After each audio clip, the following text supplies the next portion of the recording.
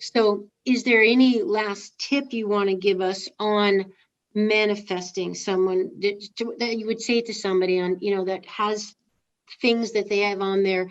I heard you say on one of your interviews that, and one of your trainings you had done back in the school that you took with the guy from The Secret. Oh yeah, John Assaraf. I took that, and he actually had this having it all challenge. So, and that was, probably close to, I think it was in 2012 or something. Yeah. So about 10 years ago now. And so it was, he had this group, I think there was 50 students, and they were all over the world. And so he had this challenge, and we were all working on these different segments of our life, from business to wealth to eating to all these different things, relationships, all of that was included. And then there was a winner. So I think he had 5 winners, and I was one of the winners in his competition. And the reason why I feel is because he teaches these tools of manifestation. And what it is writing them down. That's important.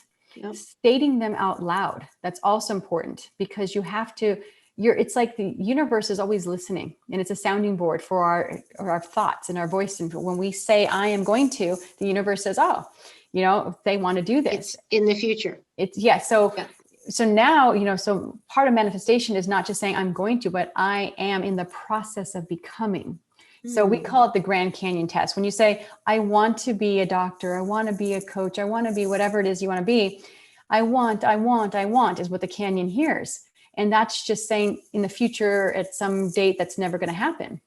So instead it says, I am a coach. I am in my ideal body weight. I am. And so even if you think, oh my God, it's not true, it's becoming true because you're stating it as such. So if it's hard for you to say, I am thin, because you're saying I have 30, 40 pounds to lose, you say, I am in the process of becoming thin.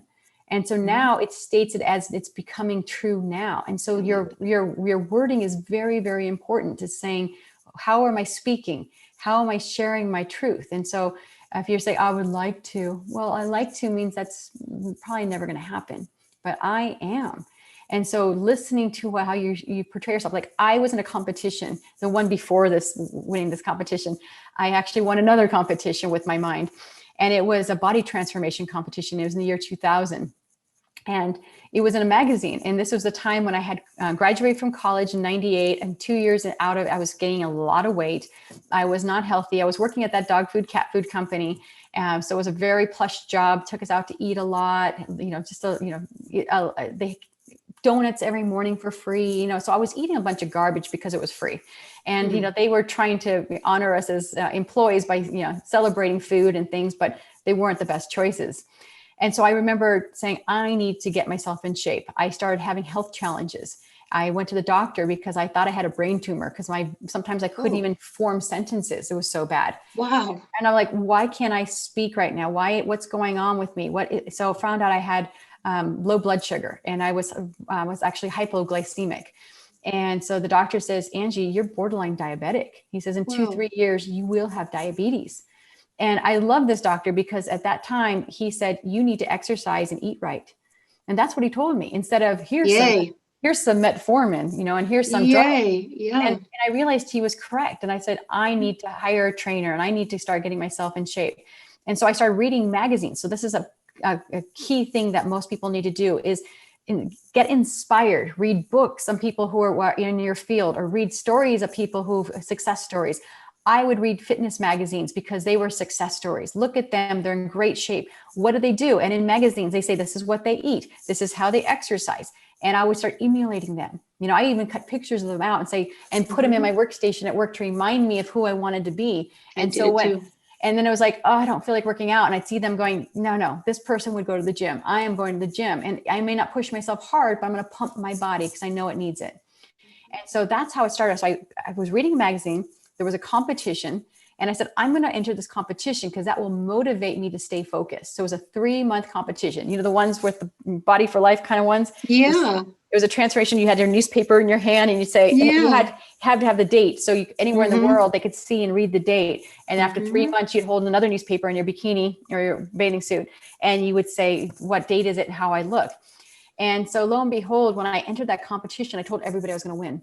So I said, I'm the winner of this competition, not I would like to win. I'm going to win this. I am the winner. And people thought I was crazy, you know, and you'll find that when you have a passion for something, all these naysayers will come out and tell you why you're not going to do it. Like, Angie, you're only 5'2". They're going to want a fitness bottle. They're at least 5'6". Your legs are too short and stubby. You got glasses. Back then I used to have so much sugar in my diet. My eyesight was really poor. Wow. Now I don't wear contacts. I have about 20/20 vision because I took out all the processed food, all the sugar. Sugar dramatically affects your eyes. And so as I started cleaning up my diet, my eyesight improved. I kept on going to the doctor, and the doctor's like, your eyes are getting better. What are you doing? You're like, it's so unheard of, you know? And so during this transformation, I just, you know, told everybody, and there was temptation. It's almost like when you have a dream, the devil comes out and goes, really, how bad do you want it? You know, and it's like, it will tempt you. It's like, I remember I loved donuts. They were at my job, remember? And I really had to pull myself out of that and not go into certain rooms where they had the donuts. And I remember I was like a month into my competition, donut free, feeling so good, went to get my nails done. And sitting in the beauty supply place was a box of donuts right next to my station. Like, you know, there's like 6, 7 booths, 8 booths in there. For free. For free. And I said, I looked at the girl, I said, what are those doing there? She says, oh, honey, someone brought them in today. Go ahead, have one. They're free. I said, oh, no. She goes, oh, you can use the knife and cut a little piece off. You can just have a little bit. It's okay. And I was like, no, but I had to smell donuts for the entire time for my manicure, pedicure. I was there for an hour smelling donuts. And I was like, oh my gosh, torture. But what happened is when I left and I refused the donuts, it made me feel empowered. It was like, I realized that every time I said no, my no became stronger. I was like, I can do this.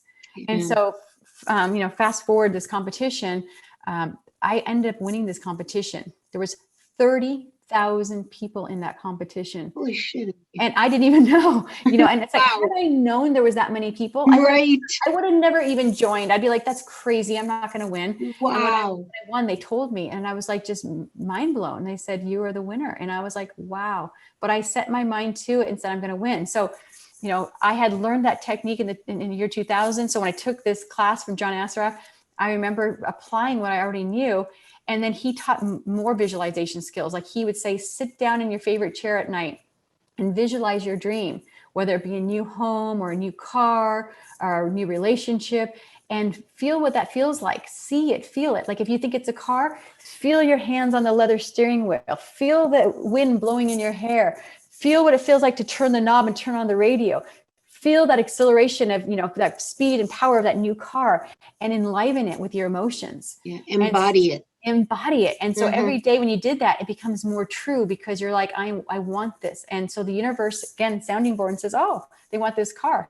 And it's amazing how this works because the universe is always listening, you know. And real quickly, I'll tell a quick story about my mom. She does this and sometimes she doesn't even know. And I was like, Mom, look at, you're manifesting. She was going on a trip to Mexico.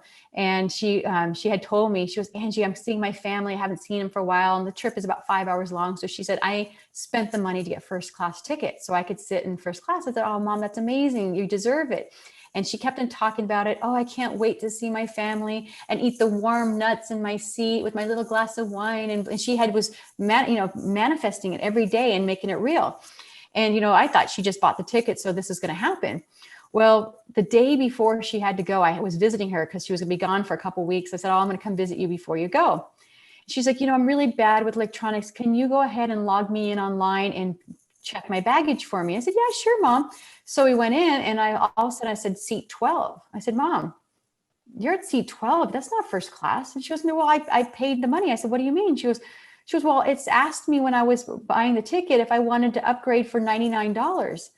I said, Mom, it's not just $99 to be in first class. I said, what you upgraded is for extra leg room. And I said, so you're on the first window, you know, the aisle with emergency aisle. So business class. Business class. I said, so that's what you paid for. And she's like, but I wanted to be in first class. Oh, I said, well, I understand, but this is what she goes, I've been thinking about it every day. And I'm so sorry, Mom. I said, but you know, it'll be much more comfortable.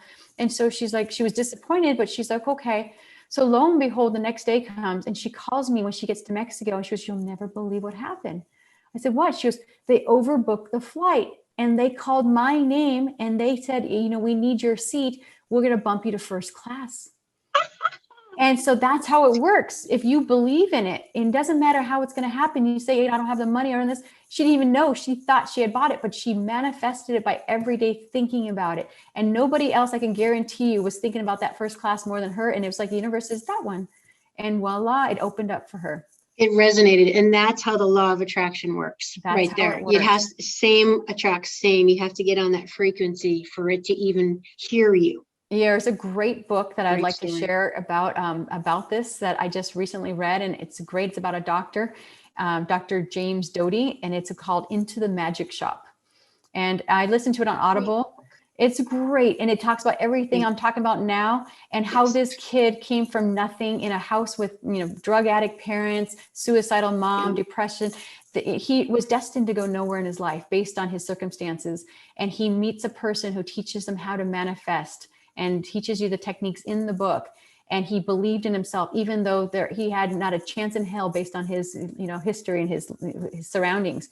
And because he continued to believe, he was accepted into med school. He said I don't want to ruin the story, but like there was one point where he said, I sent in my application. I didn't have the application fee. It was like $100, $200 to pay. He didn't have that. He says, I just sent it in by itself. And when they saw that, you know, he was a child of need and didn't have the money, they went ahead and accepted him anyway. So instead of saying, oh, I can't because I got stuck here, I don't have the money, he just says, I ain't want to go. Universe, help me out. And it just fell in the right hands, and his whole life changed, and he became a medical doctor. And his whole story is so inspirational, but it talks about all the things we're talking about now.